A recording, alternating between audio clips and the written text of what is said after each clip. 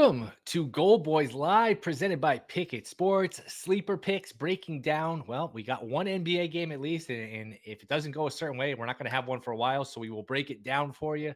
Brian versus the books. Josh, I guess we'll start with last night. We did a pretty good job covering the game last night. Brad, I'll start with you. How did last night treat you? I did all right. Joker getting those rebounds for everyone who tailed was great, but we missed the sleeper play. Rory had 10 points at halftime, barely took any shots, missed 2 threes in the fourth quarter He to got cover his gassed. line. He Yeah, got he gassed. got. I mean, he had a lot of work to do in that game. But man, talk about that game. We said the Lakers would only win if LeBron puts up like a 40 burger, and he put up the 40 burger, and they still lost. That just Almost shows you, almost a 40 triple double. He had yeah, almost a 40 triple 40, double. 40, 10, 9. Yeah, holy Shows you hell. how good Denver is. Yeah.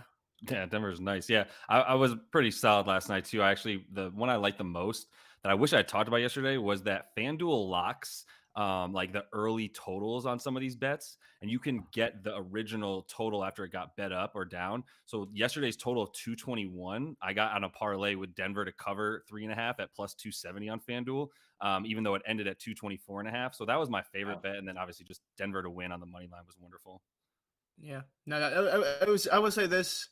Some of these games have been harder to watch. Even in this series, have been kind of competitive. A lot of these times, like you just see the fourth quarter. It's like a close game, and then the Lakers just fade. The Celtics are down 40 by the fourth quarter happens. It was just nice to see a game that went down to the wire for once in these conference finals. I thought the Lakers games were all pretty good. I mean, it's going to go down as a sweep, and people remember that. But I mean, game one was a 3-point game late. LeBron had a 3 to tie it. Game two was a lot of fun. They were the spread most drama. competitive sweep. Yeah, it really was. Game three got away from the Lakers, but again, Lakers were up, I think 94-93 with like 6 or 7 minutes left. Denver was just a little better. They just had more guys that could make shots. The Lakers really could have won a couple of these games. They played Russell too much, but Denver was the better team. I mean, they have the best player in the world. Not to revisit that. I mean, look, we talked about it yesterday. Minus 180 for him to win conference finals MVP. They already screwed him out of one MVP. That was not going to happen again. So that's one I bet. I wish I bet even more because, man, that was a layup. That was easy. You were right. Would you jump in on Denver here to win a title? I mean, they are a monster favorite. Is there any sort of betting value here? What's the line at now? They're already minus like 250. I saw like they're like, I just think it's so hard to lay that for any team. Like as good as this team is, it's just like we don't even know who their opponent is yet. We kind of know, but at the same time, you don't. It's so tough to. I'm just saying, like, you don't even know who they're playing yet. How do you lay minus 270? Yeah. I just feel like that's such a weird. I just hope that if Miami makes it, well, that's the only way I'm going to bet. If Miami makes it, they win game one, upset, and then I get a better line to hedge. I have Miami to win at 850 and 425. So like that, I'm just going to ride those out. Like I'm not hedging at minus 270. Yeah. I only put $100 on it. 150 in total. Yeah, we'll do the NBA game here in a minute. We do have GriffyBets coming up in a little bit to talk NHL. So first 15 minutes of the show, we'll do NBA. Then we'll get to NHL. The game tonight. Is anybody going to make the case? Because I've talked myself into it. I'll let you guys start and let you guys see what you think. Easiest thing in the world to do is just say, hey, Miami's been beating them. They're going to keep beating them. That might be right. Maybe Boston's broken. I will just say, though, I think it's getting there's a little bit of an overreaction where, Miami's just the much better team. Miami was down 12 in the third in game one. They were down 12 in the fourth in game two. Yes, they killed them in game three. If Boston just gets this one, then they're home. They're favored in game five. Can you guys make the case here? Celtics 8-1. Josh, I'll start with you. What do you got for tonight? I can't make the case for them to come back. And to be honest, I'm staying away from picking a winner, at least what I'm putting my money on tonight. I think there's a few other things that I like, but like I was saying in yesterday's show, I haven't seen anything from Boston that's like, here's a little glimmer. Maybe that'll turn into a spark, and then maybe that spark will grow into a flame, and they'll be on fire, and they'll win a couple games in a row. I think the thing is like, even if they win one game, I just feel like Miami is so much mentally stronger than this Celtics team. I think Spo is so much of a better coach than Missoula that we probably didn't even talk about that enough before the series started as a reason to just blindly take Miami at their 4-1 odds to win the series because of how much better their coach is. But I mean, I feel like you're coming from a place of like seeing crazy things happen. And I agree, like when you're down 3-0, it just takes that one win to at least go like one at a time, dude. Like there's no reason once we're back at home that we shouldn't feel confident about it. And then it's more about game 6 than anything. I don't think there's even any like little spark anywhere for the Celtics to ignite and feel good about. And I honestly kind of just see them folding the way that they have once again. Yeah, I think I kind of agree with both sides here, where it's one of those things where I think me and Will talk about a lot in the times we've done the show, where just because you believe something doesn't mean that the price is great. And it's like one of those things where this has never happened. Like it's never been a 3-0 ever. And paying 8-1 is one of those things where it's like, can they come back? Yes, but it's just like I just don't know if there's enough what's the word, meat on the bone for 8-1. I feel like the price would have to be way better for me to like put down more than just a flyer on it per se. The only thing is though, usually you don't get the monster favorite that's down 3-0. You get Yeah. a lot of those all-time teams down. You see the stats. A lot of those are like the 1 seed. It's a versus skewed stat, eight's getting yeah. killed. It's stat. Yeah. If it was ever going to happen, Boston's got home court. They got the best net rating in the league.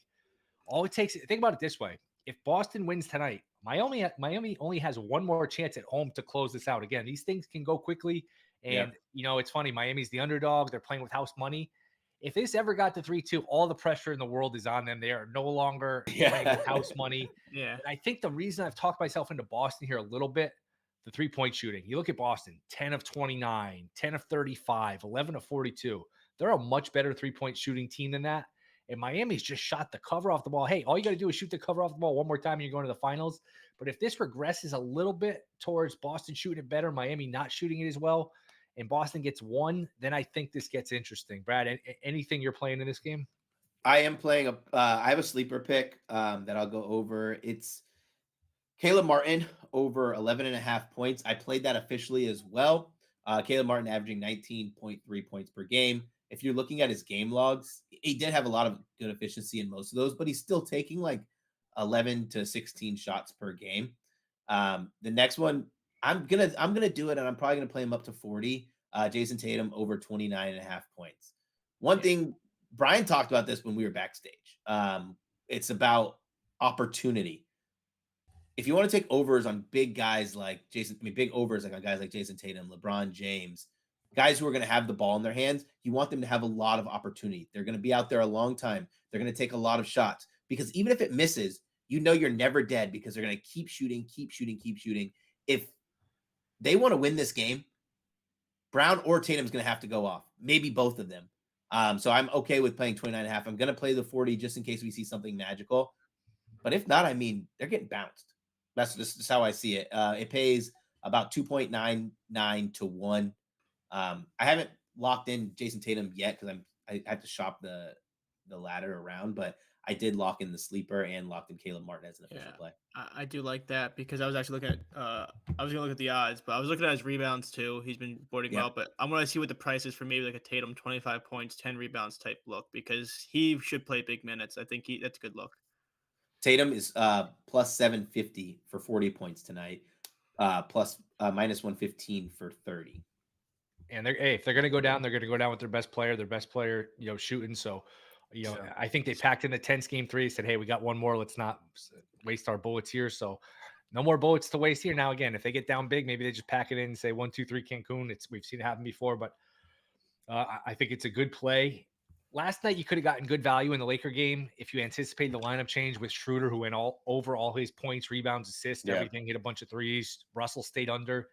Is there a lineup change you would expect tonight for Boston? If we get something like, will Boston tweak anything? Will we see anything an hour before? Hey, Boston's going to put this guy, is White going to play fewer minutes with his inability to guard Butler? Is there anything you guys anticipate from Boston's side making an adjustment where somebody's minutes are going to get cut back, enhanced? What do you guys got? Yeah, I think there's a bump for Mr. Williams of the Grant variety. Yeah. But like I think Grant, I mean, I know Rob will also. What a rough series for him so far. I was trying to throw a little wrench in it because Rob will should play too. But the thing is like Rob will only got 13 minutes in the first game after having 8 points in like 9 minutes. So I don't know how to predict what Missoula is going to do with him. I thought that's who you thought I might have meant, Brad. But Grant Williams, I found the only book that's offering anything for him is BetMGM, and it was 4.5 points. And in the 2 games that he actually played in this series, he's gotten 9 and 12, and he got 26 and 29 minutes in those 2 games. So he's played 20 minutes 4 times in the playoffs, including 2 in this series. And he's gotten over 20 or 9 points each time, except for one where he scored 0 against Philly. And that series was just gross. But either way, like Grant Will is an easy one, I think, for like a few more minutes coming in. And then just kind of to add to what you were saying real quick, Brad, about Caleb Martin, not Curtis Martin. Caleb, like, yeah, the only thing you'd be worried about is that he's not going to shoot 63% from the field or 48% from deep. But even if he doesn't, his usage rate's at like 18.5% right now, which is up from like 14% in the regular season. And the other thing I like about him, besides that he just took 7 threes in a row, 2 games in a row, he's going to play like there's no more reserves. They're already down to their reserves as their bench players. So even if they get into this blowout situation either way, like Caleb Martin's probably the 8th best player. He's gonna be on the floor basically, right? They only have like a few left, so he'll be out there with Omar Yurtseven playing at the end of the game, even if we have to. So getting over the like 11.5 or 12.5, if you want better juice, like Caleb Martin to get 15. I'm with all that, honestly. Yeah, I think surprising enough, Will's question poses like who do you think could lose or game minutes? I actually wouldn't be surprised, as you kind of saw it last game. Not saying he's going to lose major minutes, but Jaylen Brown's been getting a shorter rotation. He does not look fully healthy. And he was one of those guys where last game, where despite the blowout, it doesn't mean much, but he was like one of the few main 3 or 4 guys that didn't see 30 minutes. He got like cut down. Like he didn't miss major minutes, but like a lot of those times where you'd see him close out a quarter or close out a rotation, he was kind of getting clipped by like 1 or 2 minutes here and there, where I don't know. Like that's why I kind of like the idea of Jason Tatum tonight, because if they're going to lose, they're going to want to lose with Tatum taking 30 shots, not with Brown kind of looking off. Like if he catches fire, it's one thing, but he is not looked healthy. I don't know if it's his hand. He needs to put that mask back on or something. Like he's just off. You guys ever mess with first basket score? Do you guys fiddle with those markets? What do you got, Josh? I see you nodding. I've been messing. I'm mad at myself for not taking Gabe Vincent first to 10 points last night, by the way, which he was, and that was at plus 2,800. It's still at like plus 22 on DraftKings, but I like to mess with the first to 10 points sometimes, just because you can kind of bank on who's going to be playing the entirety of the first quarter. And actually, he didn't get it until the second quarter. Was the first player to get 10 points. Nobody had 10 in the first quarter, so I kind of like some of those. The first basket stuff, like I feel like people just got hype on that after that movie came out with Adam Sandler, and he kept adding that to all his bets, right? And so people were like, "Yeah, get it to like 60-1 with the first field goal." It's like, yeah, there's a reason that you get 60-1 when you add that shit to it. But I like the like race 2 points honestly a bit more. Who are you thinking tonight, Will? No, I'm just looking at him. I don't mess with these too much. I feel like you wouldn't say that. You're definitely looking at somebody. I mean, I'm looking now. Look, just to pull back the curtain here, we might have a week of no games. We're gonna have to find some shit to talk about. So we're gonna have to be looking at first basket. To me, what screws with it's hard enough to find the first guy to score, but now you throw in method of first basket here: dunk, free throw, layup. I know there's been some big tickets at cash. Love was like 60-1 to score a 2 first the other day. I think Schroeder hit a 3, was 25-1 to get the first 3. You get some monster numbers if you can hit it right now. Again, if you pick a guy at like 80-1 and he gets the first shot and he misses, you're heartbroken. Yeah. But dude, what I like there, dude, real quick, is like I love when you got a 3-point shooter and the method of first basket is like a pull-up or a 2-pointer, and it's like 4-1, and you're like, hell yeah, I'll take that every time. Like Max just has to step inside the 3-point line. Great, you know. Yeah, and I think it's one of those things, Bill, where you mentioned like method of first basket. I remember they first added that. I thought like, oh, this is kind of stupid because people are gonna lose so much money on this and that. And I once I was at work on a sales call, and I had a free thing I had to use on BetMGM New Jersey. So I had my girlfriend sign in for me, and it's like, hey, like put like $5 for this promo on Brooke Lopez first field goal 3-pointer. She put 50 on it by accident. She couldn't cancel it, and I was like, fine, it's half unit, whatever. I'll be rich for hits. And then he missed the first 3. It took years off my life. Like I just remember because I told her, I was like, if he hits the first 3, you're going out to dinner. Like this would be the best mistake ever. She felt so bad about it, and I was like, I hope you realize like. This was fun for me, but it was like one of those things where that ball was in the air for like 60 seconds. Like, your heart was probably racing that whole 60 seconds. Because it was crazy odds. I mean, this was like prime Bucks where like Brooke Lopez was only required to score like 1 point a game because they were just like in the playoffs and everyone else was going off. All right, Jimmy Butler 3-pointer, 95-1 to be the first basket. Get it. Holy. Isn't his 3-point line like 0.5 minus 1 like 62? That's like it is. You got hit at once. You got to hit at some point. He did it in the game clincher against the Knicks. By the way, I was going to say he did it recently. I remember him doing it against the Knicks, and me just going. He literally came back and like holstered his guns while he was running back, and I was like, "Oh, this shit's over." Yeah. All right, we're gonna do hockey in a minute. What are you guys? Who wins tonight, Brad? We'll just go around the horn. Listen, the dog has won all 3, so I'm gonna stick with the dog. Boston Celtics win it. Wow, all right. Good reasoning there. Yeah, I mean, no one's really won yet. Stick with the dogs. Road teams, what 6-1 in the playoffs in the conference final. Home court has not meant a lot in this round, and really between Boston and Miami just the last 2 years. Home road really hasn't meant a lot. Miami is undefeated at home in the playoffs, but Boston's played well on the road. Josh, what you got? Over 216.5. That's definitely my favorite game bet there. But I mean, if you're making me bet on the game, like I'm still taking the Heat and for the rest of the series, honestly. We talked about earlier about you can live with yourself with certain bets. I'll say this: if you take Boston at plus 105, I will not hate you for it. Like, I mean, like I guess one of those things where you live with it. You're getting plus odds in an elimination game for quote unquote the better team. I would lean Boston. Would you guys look at live betting if Boston's down 12 here, where they just probably sort of not let go of the rope? I think the other way. I think the other way, yes. Yeah, the other way. I thought you were sticking with Boston. I'm about to say, no, if they go down 12, I'm just turning off the game. I don't. It's a good distinction. I don't like as much like I like Boston. I don't love it, but I do like Boston. I just think you're getting value on the number. If they're down 10, 12 early, I do not trust them at all to fight back. No. I think you're going to know first 6 minutes of the game. Look, Boston can blow a lead. I don't think Miami's going to blow a lead. I just don't see Boston fighting back here tonight. And just to get ahead of that, dude, you could just go ahead and like however you want to live bet the Heat in the second half. Just get ahead of it and be like, if they're winning, I trust them to build on that lead. Right. If they're losing, I super trust them to come back. So I'm definitely feeling Heat live, like you're saying. Did you see that one possession where the Boston was getting down big and Jaylen Brown brought the ball? Yes. Called for a screen, no one came. He called for something else, no one moved, so he just chucked the 40-foot and he just turned around and like he just looked like an angry parent that was like disappointed. Like you know what I mean? They're just so dysfunctional right now. It's kind of sad to see. So like I like Boston for the number, but yeah, if they're down, it's gonna be hard to think that they're gonna rally behind and come through that. All right, Brad, Josh, Brian, appreciate you guys. Good luck with all your plays. We will be back tomorrow, but let's talk a little hockey. Pickett Sports, sleeper picks, GriffyBets. Griffy, what's going on, man? I guess my first question: will the Florida Panthers ever lose another hockey game? They have been incredible. What is this? 10 out of 8 straight unders. They've won 10 out of 11. They have been a cash cow for their bettors, for under bettors. Griffy, what's going on, man? Hey, Will. Good to see you again. Yeah, it's crazy what Florida's doing. Bobrovsky, dude, I don't know. I mean, I saw something flash like in the second or third period last night. He had stopped 50 straight shots, which is just ridiculous. Yeah, at this point, I think Carolina might be cooked. It's crazy what Florida's doing. Bobrovsky's now the favorite for Conn Smythe. Yeah, it's one of the old cliches in sports. It's just the hot goalie can carry. I saw somebody last night. Hey, I'm betting him 12-1. I was about to go to sleep, and then I don't know. Did it really go from 12-1 to 2-1 overnight? I mean, he's justifiably the favorite. That's a hell of a price. They play again tomorrow? But we got a game tonight. Dallas. Can somebody win a game in these conference finals? Can we get some sort of? I can't say we haven't had drama because a bunch of these games have gone overtime. They've all been close. But as far as the series, we're not getting a lot of drama. Dallas laying $1.45 or so tonight. Total 5.5.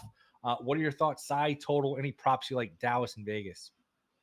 Yeah, it's crazy across both leagues. These conference finals, right? We're not getting any series. I do think that changes tonight. I think I mentioned this when we were first highlighting the conference finals that if Dallas was here down 0-2, I would be hammering them, and I indeed am. I'm a sucker for a team returning home down 0-2. We haven't got many of those this postseason. We have had 2. Both of those teams, the Islanders, Devils, in their game 3s, they both won. Islanders scored 5 times. Devils scored 8 times. So I am expecting Dallas to come out firing and control things. I mean, they've been in these games. They both went to overtime. Game 2, they should have had for sure. I still think they're a great team, and Ottinger's a great goalie. It's not like he's letting in a ton of goals here. So I do think they win tonight and give us a series here. I still think this can go 6 or 7 games, but obviously Dallas needs to win this one tonight. Do you worry a little bit? And I totally agree. Teams down 2-0, they come home for game 3 in all the sports. It's usually a good bet. Do you worry a little bit that, like you said, that they've been in these games and that they should have won game 2 and that it's demoralizing the way they've lost and maybe they're just spent, or that's not something you're really concerned about? No, I prefer to look at it like they're probably looking in the mirror and like, God damn, we had that one, and we can beat this team. And I think they will at home. I believe they've won 6 of 7 at home. Let me double check that before I have it up right here. They've won 5 of 7 at home.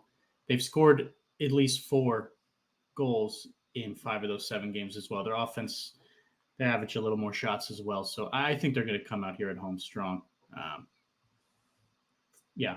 Any feel on the total here, 5.5?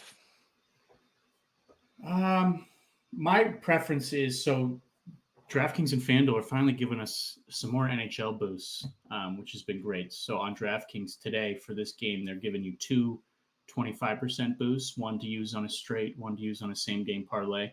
So one way I did Dallas money line with Dallas to score over 2.5, which with the boost I got the plus 113. I would say the overall total 5.5 is tough, right? I feel like everyone is now feeling scarred from what happened last night with a 1-0 game. Really can kill a lot of bets in a hurry. I don't feel great about the over. I mean, numbers wise, if you just look at how Vegas has been on the road and Dallas has been at home, they're hitting 6 goals more often than not, by a pretty high clip also. So I would probably lean the over. I bet the over in game 1, stayed off at game 2. I would lean the over, but my preference is just Dallas scoring goals. If you like Dallas tonight, plus 325 at Bet Rivers to win the series, is that enough? Do you sprinkle a little bit on the series price? Would you rather just play it game by game? Any value here, Dallas plus 325 to come back and win the series? I think I'd rather go game by game at this point. Yeah, I mean, you'll get plus money the next time they're in Vegas, assuming they win a game. They'd have to obviously win a road game to win this series. I would rather just see what they can do tonight. Maybe look to them again in game 4 and take it from there. How about series correct score? Vegas to sweep plus 340. Sounds like you probably don't like that. Vegas in 5 plus 240. Vegas in 6 plus 425. Vegas in 7 plus 500. Dallas in 6, 11-1, and then Dallas in 7 plus 650. If I gave you a free $100, hey, what's the best value there? What you got? Oh, I don't know. I'm still holding out hope in my Dallas future, so I feel so biased in this response. But I don't know. I guess I'd say Dallas in 7. It's not like they've looked bad. It's not like they're getting blown out here. They're scoring some goals. They were dominating shots last game, and they just had a couple mistakes there at the end, like a bad switch tied the game. I guess I would lean Dallas 7, but I'm already sitting on this Stanley Cup future, so I am more than enough invested. It's funny. I was just saying the series price plus 325. You're better off just taking Dallas in 7, Dallas in 6. You're going to get the jumbo payout at 11-1 if they win in 6, or you're going to do just as good if plus 650. Because they can only obviously win in 6 or 7. So if you like that, again, there's different ways. This goes for all the sports. This just is there's different ways to bet. The thing you like, there's always different markets, different ways to attack it and shop around. There's so many different options now with legal betting where look around, shop around, you can find the same difference, the same kind of bet just in a different market. This is a good example of it where you get a better payout here, or at least just as good if you pick the exact games. Anything else on this one before we move on to the East? Yeah, I think so. I've been chatting with the Goldboys community this morning, and I've been very, very transparent that I'm putting all my eggs in the Dallas basket tonight, responsibly, of course. I could fall if they lay an egg. I'm going to fall flat on my face tonight, but I've loaded up a decent amount of props built around this belief that I think Dallas is going to come out firing, and I think they're going to come out scoring. So I think there's a couple interesting guys. Wyatt Johnston needs to be mentioned. The young 20-year-old forward for Dallas has been shooting like crazy these first 2 games. He's got 10 shots on goal on 15 attempts, leading the team there. His expected goals are easily tops on the team. I think he's got 1.6 expected goals, but he's got none so far. But he has scored in 3 straight at home. He's plus 310 to score. That was the first bet I put in this morning, him to score. And I also, me and AO, the other hockey guy in Goldboys, we were on the same page this morning. So we took a shot on a goal parlay of Johnston, Rupe Hintz, who's got 10 goals this postseason, 3 in his last 2 at home, and Jason Robertson, who was so quiet last round, but he scored in both games this series. So riding the hot hand with him. Those 3 came in at about plus 2,900. So we're taking a shot there. But I got a couple shot props as well. Happy to share, but I'll stop there. No, taking some shots here. Yeah. Anything else before we just move on a couple more things? Yeah, I mean, I like Wyatt Johnston shots too. Okay. He's gotten 6 and he has 5, 6, and 4 shots in his last 3 games, and he's plus money just to get 3. Seems like a simple ask for me, and he shoots better at home anyway. So that's why I stayed off him in game 2 after his big game 1, just because he's more consistent at home. Well, he delivered anyway. Now he's back at home. I think he's over 2.5 and 5 of 7 this postseason at home. So plus money there. I used one of my boosts to get him to closer to like plus 160 on DraftKings. And then Tyler Seguin. I think I had mentioned Tyler Seguin when we were highlighting last week. The guy loves Vegas, and he did go under last game. He briefly had a third shot that got taken away, which is very frustrating. But he deserves some trust here. He's played Vegas 16 times in his career. He's gone over 2.5 in 12 of them. And he's averaging over 5 shots on goal against them in 5 games this year. So that's another that was even money at Barstool, but I used another boost on him to get that around plus 140. And he seems to have this fun little, he's going up and down his last 8 games. He hasn't hit in 2 games in a row. So lucky for us, he went under. So now he's going to go over. That's how it goes. How it goes. Florida tomorrow night will play for a chance to go to the Stanley Cup Finals. Florida, the home of champions with the Heat, with Florida. It's going to be a busy June, possibly. Down in Florida, would you step in front here and take Carolina, or you just ride the hot hand in Florida? What's your thoughts here? Game 4, Panthers, Hurricanes. Yeah, I haven't dug in too much to the specifics yet. Okay. I think I will be chatting about it tomorrow, but I would say high level.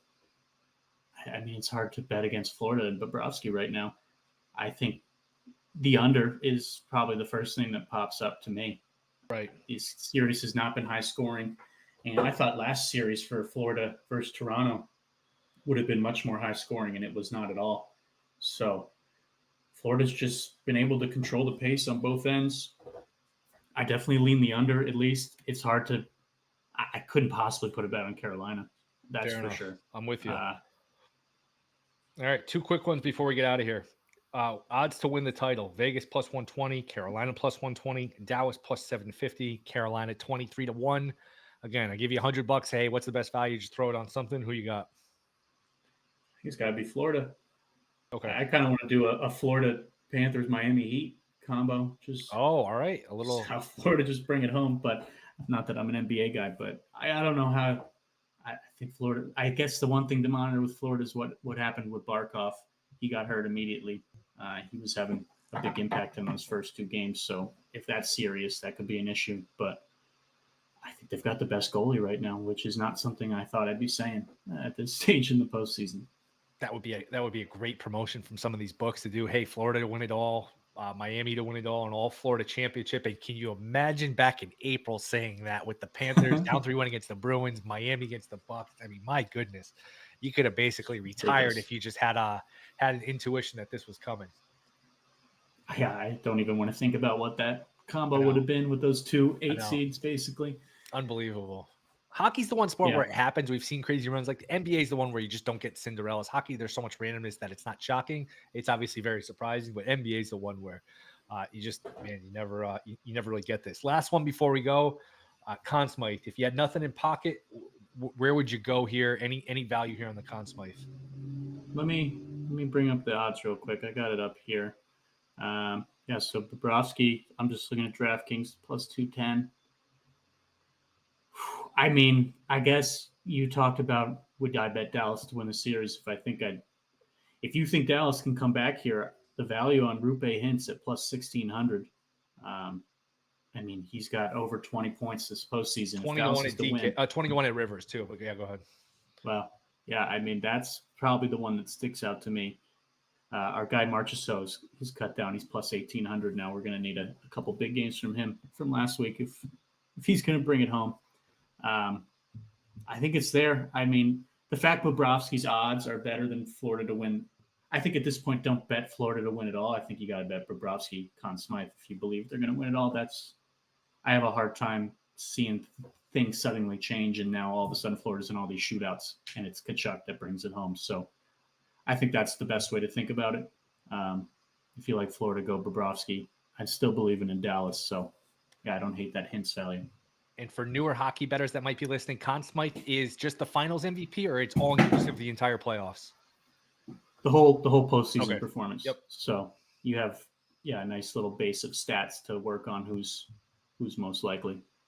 All right. Well, Griffey, it was a pleasure, man. We get a game tonight, game tomorrow. Hopefully some of these teams that are losing all these sports can make a run so we have more content. I mean, we got hours to fill. It's hard to fill hours. It's hard to fill content with no games. So hopefully we still get some drama in these series. We've gotten some drama in the individual games. Same thing Lakers and Nuggets were just talking about. Like, you look at it, it's a sweep. The games have all been good individually. It's just they all the coin keeps landing on the same side in all these. But appreciate it, man. We will be back tomorrow. Goldboys Live, Pickett Sports, Sleeper Picks. Griffey, it's a pleasure, man, and we will see you guys tomorrow. Good luck with all of your plays.